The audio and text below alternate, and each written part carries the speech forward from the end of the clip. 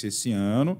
Mas para mim o Jean, mais 2 vitórias no máximo para ele ir para o cinturão. Vamos falar de um momento aqui que a gente não mencionou, que foi a enigmática tuitada de Alex Poatan ao longo da semana.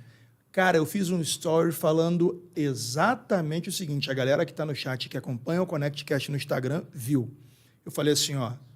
Alex Poatan nunca solta uma dessas por acaso. A gente viu uma tuitada que foi antes do UFC 300, ele acabou participando do UFC 300. Ele sempre solta algumas e, porra, quando a gente vê, nunca foi à toa. Eu, Alexandre, não engoli a história do hacker. Ok? Para mim, Poatan estava negociando, botou a carta na mesa, meteu truco, o nego falou, fudeu. E o cara trucou e levou. Tanto que depois ele botou um Sagat dando uma risada e a moedinha do Street Fighter. Sim. Tá ligado?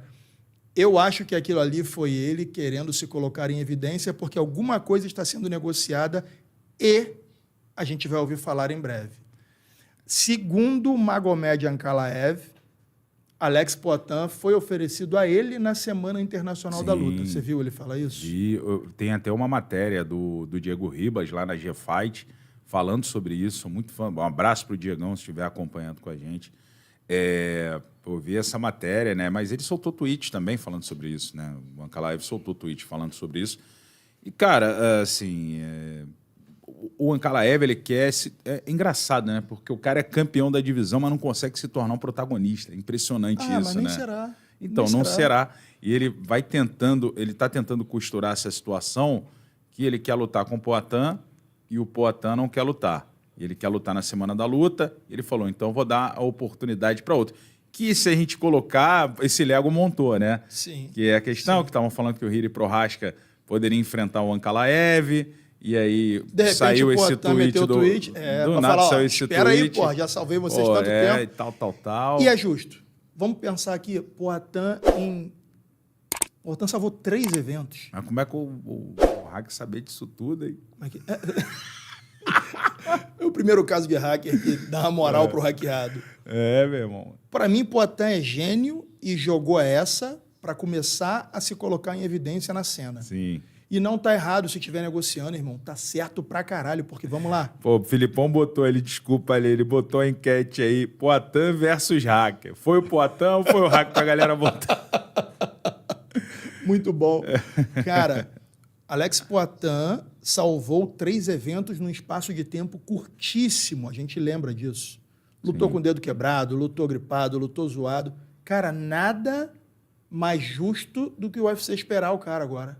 Nada mais justo. Por mais que o Ankalaev seja o campeão, quem dá as cartas é o Alex Poatan. O Ankalaev não vende 10 mil pacotes. Não vende não, pô. O Ankalaev vende menos que torneio de jiu-jitsu. Assim, o evento meu ele nem lutava. Até que, assim, na luta contra o Poatan, porque ele é mais de contragolpe. Ele não é o cara chato de Mas ficar não ganhando. é isso. Ninguém lembra dele. Não tem... Não bate 5 igual fotos. o pobre do Belal. Ele é até pior do que o Belal, se você for olhar. Porque só se fala do Ankalaev por causa do Poatan. Verdade. Porque senão ninguém nem saberia que ele pertencia ao squad de lutadores. Belal, pelo menos, o nego tem meme dele na internet. O comissário da Comissão Atlética do Canadá não conhecia Belal na pesagem, que me falaram. Eu falei, não é possível. Não é possível, deve ser mentira, brother. E era verdade. Caraca. Então, os caras não têm carisma e eu acho que o Poatan mandou bem. Poatan versus Ankalaev na Semana Internacional da Luta é improvável. O cara estava no Japão ontem. Eu acho que... Não, eu acho que nem pode acontecer, porque pro Alex recuperar o cinturão, ele vai ter que se preparar bem, cara. Ele vai ter que diminuir um pouquinho esse ritmo dele, que eu entendo, a gente já falou disso aqui diversas vezes, eu não quero ser repetitivo, mas eu entendo, ele tem as questões comerciais, ele tem que aproveitar esse momento dele também. Islam Makhachev luta na Semana Internacional da Luta? Cara, eu gostaria de ver, mas pelo desenho... Jack Della Maddalena não luta. Lutar, então, para ele lutar, teria que ser ele defendendo o cinturão dos leves. Para defender o cinturão dos leves... eu acredito, pelo que se desenha, ele contra o Topuria, que o Topuria está apostando lá falando que vai lutar.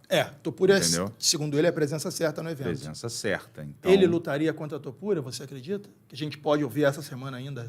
Pode ser para que ele tenha oportunidade no 77. O UFC ele pode costurar isso. Putz de grila. Ó, meu irmão, se você configurou. luta aqui... Você luta aqui que eu te dou a chance lá. Exatamente. Eu faria isso. Eu ali na condição do UFC, você não quer isso aqui, mas é aquela parada, meu irmão, uma via de mão dupla. Então, você luta na Semana Internacional da Luta, que pro UFC vai vender pra caramba, porque a gente tem o Islam Makhachev, que é um campeão dominante, contra um cara que, por mais que não tenha defendido tantas vezes o seu cinturão na divisão de baixo, mas é um cara altamente letal, como o Ilia Topuria, e é um encontro que todo mundo quer ver, né? E você pode colocar o Charles lutando nesse card também. Charles versus? Não sei se poderia ser um Tsarukian da vida. Charles versus Tsarukian 2? Poderia ser para ser uma semifinal, igual nós falamos aqui da... Um GPzinho? GP, igual falamos da Natália, que participou de um GP no final de semana. Sim. Isso eu costurando aqui da minha cabeça, Sim, tá, galera? sim, não, a graça é não essa. Não tem nada definido, não sei de nada. Eu gostaria até de saber, mas não tenho nada ali do que... Até achei que sairia alguma coisa ali também, no UFC no final 315. do evento. O Dana, alguma coisa assim. Pô, tentei lá descobrir alguma coisa, perguntar, mas não tinha nada, né? Porque a gente... Sempre, ó, entre a gente lá, quando vai sair alguma coisa, a gente fica sabendo, ó, vai ter a promo, tal. Sim. Quando eu vi que não falaram nada mesmo, falei, pô, então não tem nada hoje aí para rolar, entendeu? Acho que é muito por esse desfecho que se esperava, então não tinha como já deixar nada ali na marca do pênalti para ser batido, né, cara? Sim, sim. Deixa eu te fazer uma pergunta, Mamute. Nesse card da semana que vem, além do Gilbert Burns, a gente tem aqui o Rodolfo Trator, Rodolfo Bellato e seu amigo Paul Greg, que você já mencionou aqui 4 vezes. O Rodolfo é meu amigo, o Paul é seu amigo. O que você acha dessa luta, irmão? Eu acho que vai ser uma luta boa pro Rodolfo, cara. O Rodolfo é jovem, é um cara inteligente, tem um bom nível de jiu-jitsu também, troca porrada, é um cara bem resiliente ali no octógono. Eu acho que o momento é dele e ele tem ali na frente dele um carimbo para o passaporte, né? O Paul Greg, que você adora, acaba sendo um porteiro também dessa divisão dos meio pesados, porque é um cara muito experimentado. Foi o único que venceu o Ankalaev até hoje. A gente não pode esquecer disso. Eu acho que é uma luta importante para o brasileiro conseguir mais uma vitória na organização e aí, de repente, começar a mirar alguém lá dentro do top 15. Que nessa divisão dos meio pesados também, é uma divisão que, dependendo da sua performance, tem uma aceleração também. Tem. Para você entrar no top 15. Sim. E eu acho que o Rodolfo é um cara que, fisicamente, ele é um cara que entrega, ele é um cara que tem uma mão muito dura também e tem um bom nível de jiu-jitsu. Vejo ele com ótimas chances de vencer o Paul Greg nesse Common Event, cara. Mas tem que tomar cuidado. O Paul Greg é um cara catador de pescoço. Não pode dar bobeira, entendeu? Numa tentativa de repente, colocar o Paul Greg para baixo e ter esse pescoço laçado. É o que, para mim, o Rodolfo tem que tomar cuidado. Mas vai ser uma luta muito boa, cara. Tanto essa, quanto também Myron Santos e Sodiq Yusuff, cara. Vai ser uma luta muito boa, muito boa. E o Melk também, vai né? lutar. Melk vai lutar também. Vai lutar com quem? Vê aí. Cara. Tô sem o card. Julian Erosa. Julian, pô, vai ser uma luta boa, hein, cara? Sim, sim. O card é bom. Fight Night é bom, cara. E o Melk se reinventou na organização, né, cara? De passar o terror, de repente, não continuar na organização, que era o medo que ele tinha. Agora, para um cara emplacando aí 2 vitórias, um cara que vai tentar buscar essa terceira aí, quer dizer, tá numa ascendente agora. Ele sempre foi muito duro aqui no cenário nacional, né? Só me preocupa o seguinte, ó, na última luta, o Bellato viu merda. Você lembra? Mas na luta dele com aquele amigo que... Isso que eu ia falar.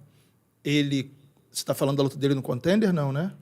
Não, na luta... Então, o que eu ia falar é o seguinte, ele viu merda na última luta e me lembrou um pouco a luta dele contra o Vitor Petrino no Contender Series. Que ele ia bem, de repente a parada desandou, o malandro foi dar soco giratório, o Petrino foi e ele, bum, nocauteou. O Paul Craig é um cara experiente, né, meu irmão? Sim, bem então. experimentado. Mas... Um cara esperto.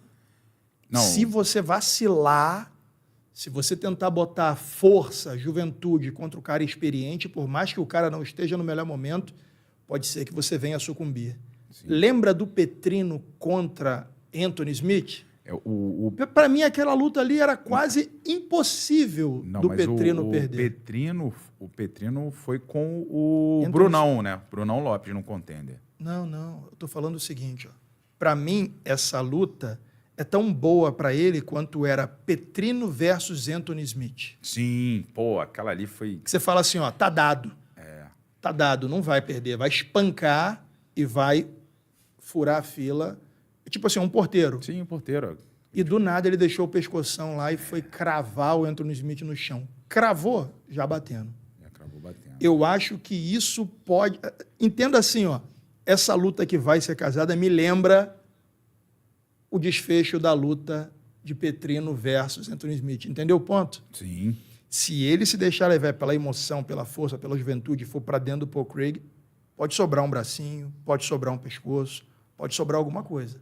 Que ele seja muito cauteloso e ponha as mãos que ele consegue pôr. É um moleque grande, forte pra caralho, mas que vá com calma. Porque o Paul Craig é um cascudo, meu irmão. Já passou por inúmeras guerras. Quem já me acompanha aqui no ConnectCast há mais tempo sabe que antes de ser comunicador eu trabalhava no mercado financeiro. E sempre que alguém me pergunta sobre investimentos, é impossível não tocar no assunto criptomoeda, mais especificamente o Bitcoin. E eu sempre respondi que eu não tenho R$1 investido em Bitcoin até o momento. A plataforma Mercado Bitcoin me apresentou a possibilidade de, a partir de R$50 investidos na minha carteira, em 7 dias eles me dão mais R$25 para investimento da forma que eu bem entender. E apesar de eu não ter nenhum real investido em Bitcoin, eu tenho a possibilidade de colocar R$50 ali, sabendo que em 7 dias eu vou ganhar mais 25 e a partir daí começar a investir nesse mercado. Pessoal, assim como na luta, você tem que se preparar, estar com os melhores, para que aí sim você se teste lutando para que você consiga ganhar algo. Nos investimentos é da mesma forma. Eu preciso ter ao meu lado algo tão sólido quanto a MB, que é a maior plataforma de investimentos em ativos digitais da América Latina, uma das mais seguras do mundo e que me proporciona a possibilidade de dar os primeiros passos nos investimentos em ativos digitais com ajuda, segurança e credibilidade. Lembre-se, isso não é uma recomendação de investimentos. Isso é apenas a maneira que eu entendi como a mais segura, inteligente e gerenciada para que você, assim como eu, dê os primeiros passos no mercado de criptoativos. Então, se você também quer, a partir de R$50 de investimento, ganhar mais 25 a partir do 7º dia, entender o regulamento e dar os primeiros passos junto com a MB, clica aqui no link na descrição desse vídeo, leia atentamente e participe você também. Beleza? Forte abraço e bora pro conteúdo.